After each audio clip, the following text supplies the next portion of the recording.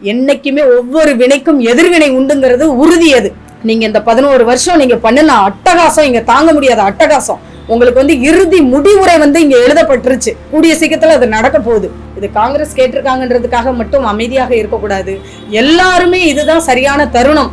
பிஜேபியை வந்து ஓரங்கட்டுறதுக்கு, அவங்கள வந்து அப்புறப்படுத்துறதுக்கு, மக்களுக்கு எதிரானவர்கள் அப்படிங்கிறது இதை விட ப்ரூவ் பண்றதுக்கு வேற எதுவுமே இல்லை. நிறைய விஷயங்கள் இருக்கு. நிறைய மக்கள் வந்து நம்ம இன்னைக்கு வரைக்கும் கொடுமைகளை சந்திச்சுக்கிட்டு இருக்கோம். தவறு செஞ்சு ஃப்ராடுத்தனம் பண்ணி ஒரு கவுன்சிலரா வந்தாலே அந்த வார்டுல உள்ள மக்களுக்கு எவ்வளவு பெரிய பிரச்சனைகள்ங்கிறது நம்மளுக்கு தெரியும். அப்போ ஒரு நாட்டுக்கே வந்து ஒரு பிரதமரா இருக்கக்கூடியவர் இவ்வளவு ஃப்ராடுத்தனம் பண்ணி பகுதிகளில் எந்தெந்த பகுதிகள் வந்து அவங்களை ஆதரிக்கிறாங்க, பிஜேபி எதிர்க்கிறாங்களோ அங்கெல்லாம் வந்து அவங்களுக்கு ஓட்டு இல்லாம பண்ணிடுறது. இந்த மாதிரி ஃப்ராடுத்தனத்தை பண்ணிட்டு இருந்தாங்க. இன்னைக்கு ஆதாரம், இதை விட என்ன ஆதாரம் வேணும்?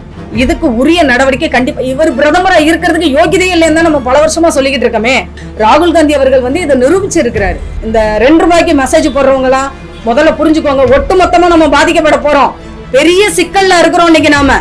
மோடி தன்னுடைய சுயநலத்துக்காகவும், தன்னுடைய நண்பர்களுடைய சுயநலத்துக்காகவும், தன்னுடைய ஈகோவுக்காகவும் இந்தியாவை வந்து இன்னைக்கு நாசம் பண்ணிட்டாரு. இல்ல மாநிலங்கள்ல வந்து பிஜேபி வந்து அங்க போட்டியிடக்கூடிய இடங்களாக இருக்கட்டும், அங்க என்ன சொல்றாங்கன்னா கருத்து கணிப்பு வந்து இப்போ உதாரணத்துக்கு காங்கிரஸ் வந்து ஜெயிச்சிடும், இல்ல ஆம் ஆத்மி ஜெயிச்சிடும், இல்ல டிஎம்கே ஜெயிச்சிடும் அப்படிங்கிற மாதிரி ஏதாவது ஒரு கருத்து கணிப்பு வரும். ஆனா எண்ட் ஆஃப் த டே என்ன வரும் கேட்டீங்கன்னா, ஃபைனலா பிஜேபி ஜெயிச்சிருச்சு, அதுவும் அபார வெற்றி பெற்றுச்சு அப்படின்னா இந்த மாதிரி திருட்டுத்தனங்களை செஞ்சிருக்கும் போது கண்டிப்பா ஜெயிக்க தானே செய்வாங்க. அப்ப இதுவரைக்கும் இவங்க ஜெயிச்சு ஆட்சி அமைத்தது அம்புட்டுமே வந்து ஃப்ராடுத்தனம். இதை எல்லாத்தையுமே கிராஸ் செக் பண்ணி.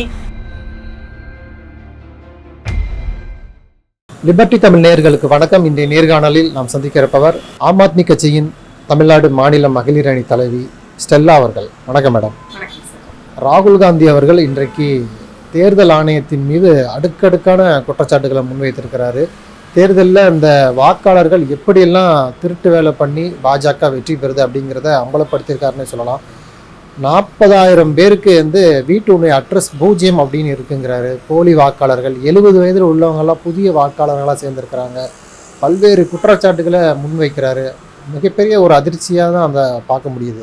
அந்த குற்றச்சாட்டுகளை நீங்கள் எப்படி பார்க்குறீங்க? முதல்ல 2014 பிஜேபி வந்து ஆட்சியை பிடிச்சதே எல்லாருக்குமே அதிர்ச்சி தான். அந்த அதிர்ச்சியிலேருந்து இன்னும் நம்ம மீளலை. அடுத்து 2019 வந்துட்டாங்க, அது இன்னும் பேரதிர்ச்சி.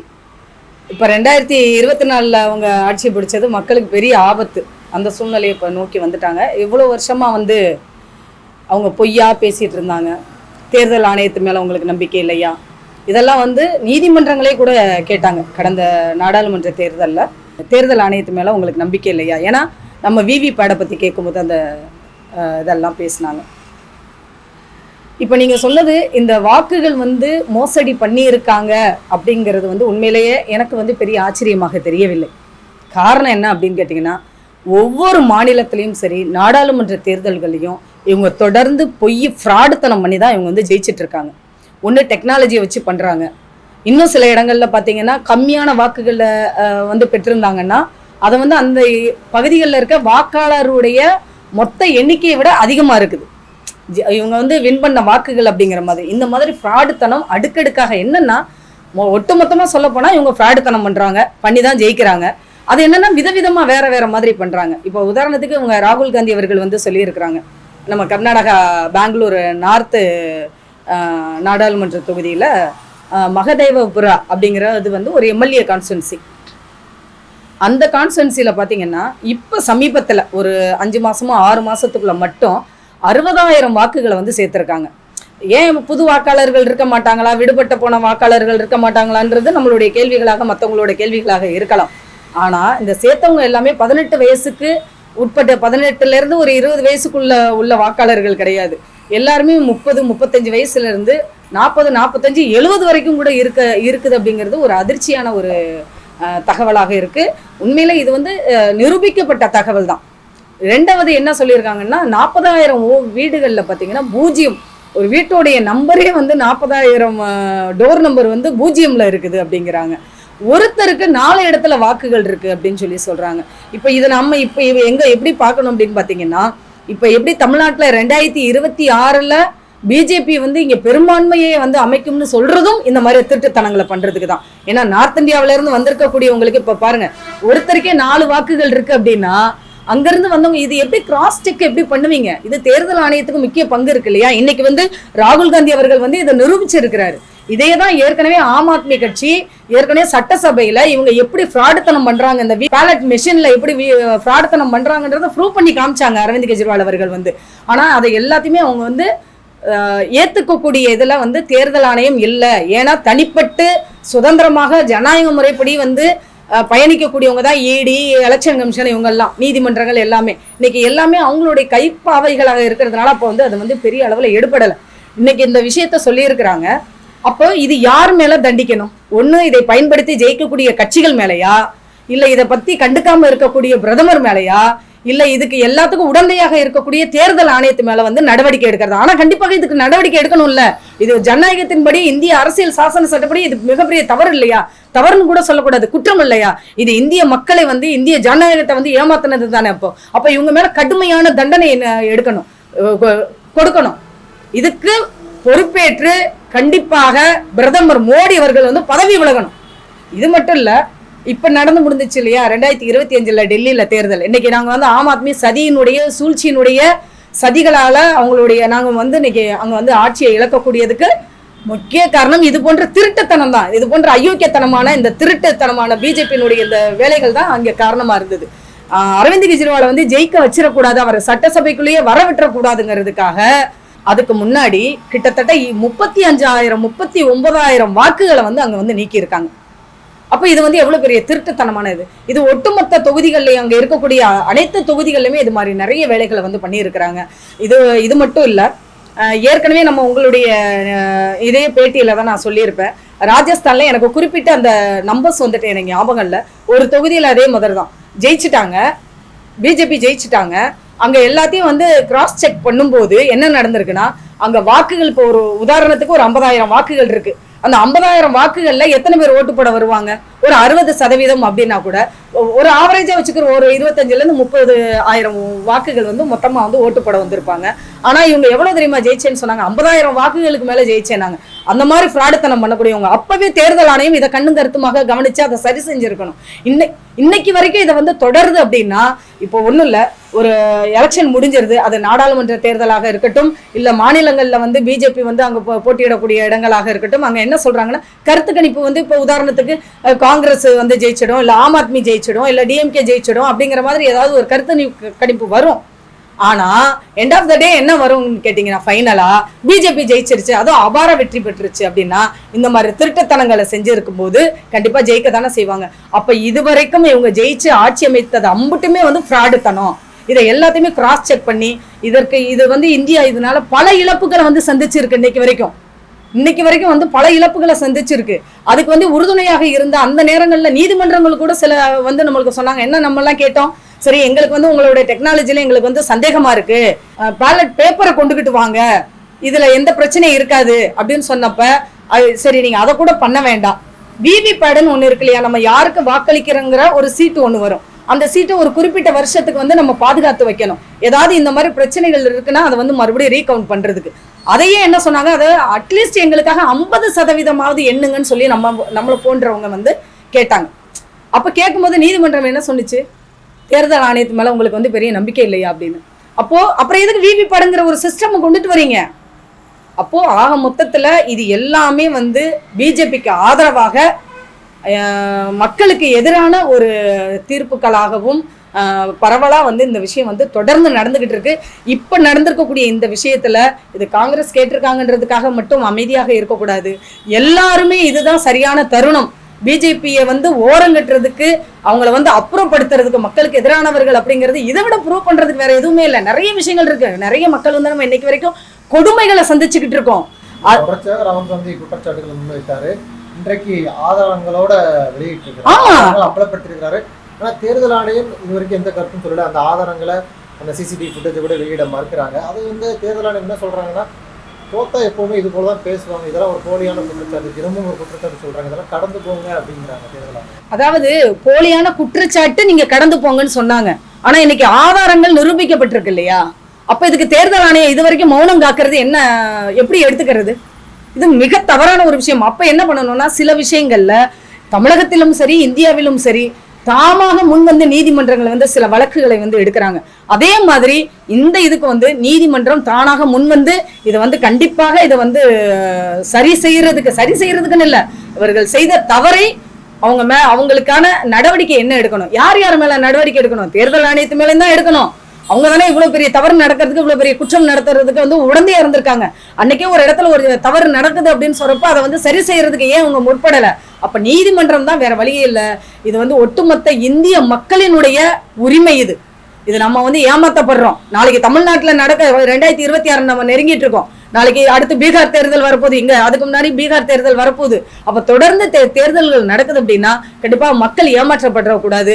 எனக்கு வேண்டிய ஒரு எம்எல்ஏ எம்பியை நான் தேர்ந்தெடுக்கிறதுக்கு எனக்கு உரிமை இருக்குன்னா நான் யாருக்கு ஓட்டு போறேனோ அவங்க தான் அதுங்க வந்து தேர்ந்தெடுக்கப்படணும். அதுக்கு மாறாக இவங்களுக்கு யாரு தேவையோ அவங்க தேர்ந்தெடுக்கிறதுக்கான வழிமுறைகளை பண்ணிட்டு இருக்காங்க. கண்டிப்பாக நீதிமன்றம் இதற்கு வந்து தானாக முன்வந்து இந்த கேஸை வந்து எடுக்கணும். அது எடுக்க முடியல அப்படின்னா நம்மளை போன்ற மக்கள் சக்திகள் எல்லாருமா ஒண்ணு சேரணும். மக்கள் நலனை காக்கணும்னு நாம நினைக்கக்கூடிய கட்சிகள், அமைப்புகள் எல்லாரும் தெருவுல நின்று இதை பண்ணுங்கன்னு சொல்லி நம்ம விடாப்படியாக நம்மளுடைய கோரிக்கையை வந்து முன் வச்சா மட்டும்தான் இது சரியாகும் அப்படிங்கிறதையும் நம்ம இதன் வாயிலா தெரிவிச்சுக்கிறோம். இது போன்ற குற்றச்சாட்டுகள் வந்து மக்களுக்கு ஒரு நம்பிக்கையின்மையை ஏற்படுத்தும், தேர்தல் மீதான ஒரு நம்பிக்கையின்மை ஏற்படும், ஒரு சந்தேகம் ஏற்படும். இதெல்லாம் வந்து தோத்து போயிட்டு இது போன்று பேசக்கூடாதுங்கிறாங்க. ஒருத்தர் வந்து ஏமாத்தி ஒரு கவுன்சிலர் ஆகலாம், இதுவும் ஆகலாம். ஒருத்தர் ஃப்ராட் பண்ணியே பிரதமர் ஆயிட்டாரு அப்படிங்கிறதெல்லாம் எப்படி ஏத்துக்கிறது? அதாவது ஒரு தவறு செஞ்சு ஃப்ராடுத்தனம் பண்ணி ஒரு கவுன்சிலரா வந்தாலே அந்த வார்டுல உள்ள மக்களுக்கு எவ்வளவு பெரிய பிரச்சனைகள்ங்கிறது நம்மளுக்கு தெரியும். அப்போ ஒரு நாட்டுக்கே வந்து ஒரு பிரதமரா இருக்கக்கூடியவர் இவ்வளவு ஃப்ராடுத்தனம் பண்ணி அதுக்கு வந்து முதன்மையா ஒண்ணும் இல்லை. உதாரணத்துக்கு சொல்ல போனா இப்ப நாடாளுமன்ற தேர்தல்ல நீங்க எல்லா பேலட் மிஷினையும் சரிவர எல்லா கட்சிகளையும் கூப்பிட்டு நாங்க இது வந்து சரியாக இருக்கு, இதெல்லாம் வந்து பரிசோதிக்கப்பட்டு இது வந்து ஓகே, இதுக்கு வந்து தகுதியானது, ஓட்டு போறது, இந்த மிஷினை வந்து வைக்கலாம் அப்படிங்கிற அளவுக்கு நீங்க எல்லாம் சரி செஞ்சு வச்சிடுறீங்க. ஆனா லட்சக்கணக்கான மிஷின் வந்து அந்த டைம்ல ரிப்பேரா போயிடுது. அப்ப இது எப்படி? அதே மாதிரி ரிமோட்ல பண்ணலாம் அப்படின்னு சொல்லும்போது இல்ல ரிமோட்ல பண்ண முடியாதுன்னாங்க. அதுவும் வந்து வாய்ப்பே கிடையாது அப்படின்னாங்க. அதுக்கப்புறம் ஹேக் பண்ணி பண்ண முடியும்னாங்க, அதையும் இவங்க ஒத்துக்கறல. சிப்பு மூலமா பண்ண முடியும்னாங்க, அதையும் ஒத்துக்கறல. அப்ப இவ்வளவெல்லாம் செஞ்சு நீங்க இதெல்லாம் செய்யறதுக்கு வாய்ப்பு இருக்கு, அது ஆதாரங்களோட வந்து நிரூபிச்சப்ப கூட இவங்க ஏத்துக்கறல. இன்னைக்கு வெட்ட வெளிச்சம் ஆயிடுச்சு. அதே மாதிரி எங்கெல்லாம் வந்து அதாவது இன்னைக்கு இருக்கக்கூடிய மத்திய அரசாங்கத்துக்கு ஆதரவா எந்த தொகுதிகள் எல்லாம் இல்லையோ அங்க எதிர்கட்சிகளுக்கு ஓட்டு போயிடும் அப்படிங்கிறதுனால அங்க அந்த பகுதிகளில் எந்தெந்த பகுதிகள் வந்து அவங்களை ஆதரிக்கிறாங்க, பிஜேபி எதிர்க்கிறாங்களோ அங்கெல்லாம் வந்து அவங்களுக்கு ஓட்டு இல்லாம பண்ணிடுறது. இந்த மாதிரி ஃப்ராடுத்தனத்தை பண்ணிட்டு இருந்தாங்க. இன்னைக்கு ஆதாரம், இதை விட என்ன ஆதாரம் வேணும்? இந்த ஆதாரத்தை இன்னைக்கு கொடுத்துருக்காங்க. இதுக்கு உரிய நடவடிக்கை கண்டிப்பா. இவர் பிரதமரா இருக்கிறதுக்கு யோகியதே இல்லைன்னு தான் நம்ம பல வருஷமா சொல்லிக்கிட்டு இருக்கோமே. என்னைக்கு இவர் வந்து முதலமைச்சரா இருந்த இடத்துலயும் இவரால் ஒண்ணும் பண்ண முடியல. கழகம் மதத்தை மட்டுமே வச்சுதான் இன்னைக்கு அரசியல் பண்ணிட்டு இருந்தாரு. இன்னைக்கு மறுபடியும் அதே வேலையை தானே இன்னைக்கு பண்ணிட்டு இருக்கிறாரு. இன்னைக்கு பீகார்ல அத்தனை லட்சம் ஓட்டுகளை வந்து நீக்கி இருக்காங்க. அதாவது சிறப்பு வாக்காளர் பட்டியல் திருத்தம்னு இன்னைக்கு நீங்க கொண்டு வந்திருக்கீங்க. அதுல 12 அம்ச கோரிக்கை இருக்கணுமா, அவங்க கேட்கக்கூடிய ஐடி இருக்கணுமா, அப்பதான் வாக்காளராம். அப்ப மறைமுகமாக இங்க நம்ம என்ன பார்க்க வேண்டி இருக்குன்னா, சிஏ என்ஆர்சி என்பிஆர் எப்படி கொண்டுகிட்டு வந்தாங்க, இதை ஓப்பனா அப்படி பண்ணோம்னா பண்ண முடியல. அதனால இந்த மாதிரி கொண்டுட்டு வந்துட்டா அவங்களுக்கு ஓட்டர் ஐடி இல்லைன்னா இவங்க இந்திய பிரஜை இல்லைங்கிறத அங்க வந்து ஈஸியா வந்து ஐடென்டிஃபை பண்ணிடலாம் அப்படிங்கிறதுக்காக. ஏன்னா எங்க பாகிஸ்தான்ல இருந்தோ பங்களாதேஷ்ல இருந்தோ வந்து வந்துட போறாங்க, முஸ்லிம்ஸ் வந்துருவாங்க, சிறுபான்மையினர் வந்துருவாங்க, அப்ப இவங்களெல்லாம் எப்படி வந்து தடுக்கலாம் அப்படிங்கிற மாதிரி இவங்க இன்னைக்கு வந்து கொண்டுகிட்டு வராங்க. இது வந்து வன்மையாக கண்டிக்கக்கூடியது. ஏன்னா இது சிஏ குடியுரிமை திருத்த சட்டத்தை இவங்க மறைமுகமாக இப்ப பீகார்ல இருந்து ஸ்டார்ட் பண்ண ஆரம்பிச்சுட்டாங்க. ஏன்னா இன்னும் உங்களுக்கு ஒரு 4 வருஷம் இருக்கு, அதுக்குள்ள ஒட்டுமொத்தமா இந்தியாவிலையும் இவங்க பண்ணலாம்னு நினைச்சாங்க. என்னைக்குமே ஒவ்வொரு வினைக்கும் எதிர்வினை உண்டுங்கிறது உறுதி. அது நீங்க இந்த 11 வருஷம் நீங்க பண்ணின அட்டகாசம், இங்க தாங்க முடியாத அட்டகாசம். உங்களுக்கு வந்து இறுதி முடிவுரை வந்து இங்க எழுதப்பட்டுருச்சு. கூடிய சீக்கிரத்துல அது நடக்க போகுது. இன்னைக்கு வந்து ட்ரம்ப் வந்து அதற்கான அடிக்க ஆரம்பிச்சிட்டாரு. இங்கிட்ட சீனாவில இருந்து பண்ண முடியல, யாருமே இவரால் வந்து பகைச்சிக்க முடியல. காரணம் என்னன்னா, அரவிந்த் கெஜ்ரிவால் சொன்னாங்க இந்த தடவை எலெக்ஷன்ல, அது வந்து பிரதமர் தான் வந்து முதலாளி, அதானி அம்பானி வந்து இவருக்கு பினாமின்னாங்க. அதே மாதிரிதான் இன்னைக்கு நடந்துகிட்டு இருக்கு. இவர்களுக்காக இன்னைக்கு வந்து அமெரிக்காவில் போய் இவர் வந்து பல வர்த்தகங்களை பண்றதுக்கு வந்து கையெழுத்திட்டாரு, அதானியை முன் வச்சு செஞ்சாரு. இன்னைக்கு இது வந்து சிறப்பா வந்து இவர்களுக்கான எதிர்வினை இன்னைக்கு வந்திருக்கு. அது நம்ம இங்க என்ன பேச ஆரம்பிச்சிடுவாங்க தெரியுமா, இந்த 2 ரூபாய்க்கு மெசேஜ் போடுறவன், 3 ரூபாய்க்கு மெசேஜ் போடுறவங்களாம், டே நம்மளும் தாண்டா பாதிக்கப்பட போறோம் நாளைக்கு அப்படிங்கிறது கொஞ்சம் கூட புரிஞ்சுக்காம, எப்படி ஹிட்லர் வந்து ஒட்டுமொத்த பேரையும் உள்ள வச்சு சாவடிச்சானோ அப்ப எந்த பாகுபாடெல்லாம் கிடையாது, அதே மாதிரிதான் இங்கேயும் வரப்போகுது. அதை புரிஞ்சுக்காம 2 ரூபாய்க்கு மெசேஜ் போடுறதும் 3 ரூபாய்க்கு மெசேஜ் போடுறதும், நீங்க வந்து இந்துக்களுக்காக எதிரானவர்கள் அப்படின்னு சொல்ல போற, இந்துக்களுக்கு நாங்க ஆதரவானவர்னு சொன்னா இங்க ஒரு கேள்வியை நம்ம முன் வச்சே ஆகணும். பிரிஜுவல் ரேவனாங்கிறவன் அதிகமா வந்து கிட்டத்தட்ட 3000 வீடியோ இருந்தது பெண்களை வந்து ரேப் பண்ண வீடியோ. அதாவது அடிபணிய வச்சு அவங்கள எல்லாமே பாலியல் வன்புணர்வு செஞ்சிருக்காங்க. அதுல 3/4 பேர் பெண்கள். இந்துக்களை பாதுகாக்க சொல்லக்கூடியவங்க நீங்க எல்லாம் எங்க போனீங்க? கோமாவுல இருந்தீங்களா? அதே ஆளுக்கு தானே மோடி வந்து என்னுடைய மகனை போன்றவர் சொல்லிட்டு நாடாளுமன்ற தேர்தலில் வந்து பிரச்சாரம் பண்ணாரு. அதே மாதிரி இப்ப வந்து தர்மஸ்தாலாவில் வந்து நடந்திருக்கு, எவ்வளவு பெரிய அக்கிரமங்கள் நடந்திருக்குதுல்ல, எத்தனை வருஷமா 30-35 வருஷமா நடந்துகிட்டு இருக்குது. அங்க முக்கியமா எல்லாருமே எல்லா பெண்களும் பெண் குழந்தைகளும் இந்துக்கள் தான். அதுல 3/4 பேர் பிராமின்ஸ். இன்னைக்கு நீங்க எல்லாம் வாய முடிக்கிட்டு இருக்கீங்க. இன்னைக்கு கோமாவுக்கு போயிட்டீங்களா இல்ல டூர் போயிட்டீங்களா, என்ன பண்ணிக்கிட்டு இருக்கீங்க, மிச்சர் சாப்பிட்டுட்டு இருக்கீங்களான்னு தெரியல. ஆனா இன்னைக்கு குரல் கொடுத்துட்டு இருக்கிறது யாரு? இந்துக்களும் முஸ்லீம்களும் இஸ்லாமியர்களும் எல்லாருமா சேர்ந்து இங்க குரல் கொடுக்குறாங்க. இந்துக்களுக்கு தானே நடந்துச்சுன்னு இஸ்லாமியர்களோ கிறிஸ்தவர்களோ இல்ல. நீங்க வந்து இந்துத்துவ வந்து நீங்க தூக்கி பிடிக்கிறீங்க, இந்துக்களை ஆதரிக்கலைங்கிறது தான் எங்களுடைய ஆதங்கம். இங்க நாங்கெல்லாம் ஒன்னா இருக்கிறோம். நீங்க இந்துத்துவாவுக்கு கூட இன்னைக்கு ஒரு பிரச்சனை நடந்திருக்குல்ல, உங்களோட பிராமின்ஸ் பெண்கள் தானே அங்க பாதிக்கப்பட்டிருக்காங்க. எங்க போனீங்க நீங்க? இங்கே ஒருத்தர் பேசுவாரு, பச்சை பாவாடை வெள்ளை பாவாடைன்னு ஒருத்தர் பேசுவார்ல சிவகங்கையில இருந்து, எங்க போயிட்டாரு அவரு? அண்ணாமலை எங்க போயிட்டாரு? இந்துக்களுக்குன்னு ஓடுவீங்களே, சும்மா ஒரு சின்ன பிரச்சனை இருந்தா கூட அதை பெருசாக்குவீங்களே, எங்க போனீங்க நீங்க எல்லாம்? ஆனா இங்க நாங்க தான் அதை வந்து நிலைநாட்டுறோம். இதை இந்துக்கள் புரிஞ்சுக்கிறணும். இங்க இந்து கிறிஸ்தவர் இஸ்லாமியருங்கிற பாகுபாடு இல்ல, அநியாயம் நியாயம்ங்கிறது மட்டும்தான். இங்க நீதியா நேர்மையா இதுக்கு மட்டும்தான் குரல் கொடுக்குறாங்க. இதை மக்கள் வந்து புரிஞ்சுக்கோங்க. தயவு செய்து இந்த 2 ரூபாய்க்கு மெசேஜ் போடுறவங்களாம் முதல்ல புரிஞ்சுக்கோங்க. ஒட்டுமொத்தமா நம்ம பாதிக்கப்பட போறோம், பெரிய சிக்கல்ல இருக்கிறோம் இன்னைக்கு நாம. மோடி தன்னுடைய சுயநலத்துக்காகவும் தன்னுடைய நண்பர்களுடைய சுயநலத்துக்காகவும் தன்னுடைய ஈகோவுக்காகவும் இந்தியாவை வந்து இன்னைக்கு நாசம் பண்ணிட்டாரு. அதை சொன்னா நிறைய பேருக்கு புரிய மாட்டேங்குது. கூடிய சீக்கிரத்துல இது வந்து அம்பலமாகும். அப்போ இந்த மாதிரி இதெல்லாம் புரிஞ்சுக்கோங்க. இது நாடு அப்படின்னு வரும்போது யாரு தவறு செஞ்சாலும் யாரு குற்றம் செஞ்சாலும் மக்களுக்கு எதிரானவர்களாக இருந்தாலும் நம்ம இங்க ஒன்னா நின்று கேள்வி கேட்டா மட்டும்தான் நம்மளுடைய சந்ததிகள் வந்து நல்லா இருக்கும். அட்லீஸ்ட் நீங்க யாரும் சந்ததிகளுக்காக எதுவும் இனிமேல்லாம் வந்து இருக்கிற வளங்களை வந்து இனிமேல் உருவாக்கலாம் வேணாம். இருக்கிற நியாயத்தை நியாயப்படி பேசினாலே போதும். அதை வந்து மக்கள் புரிஞ்சுக்கணுங்கிறதுக்காக தான் நம்ம இந்த விஷயங்களை கூட சொல்ல வேண்டி இருக்குது. நன்றி மேடம்.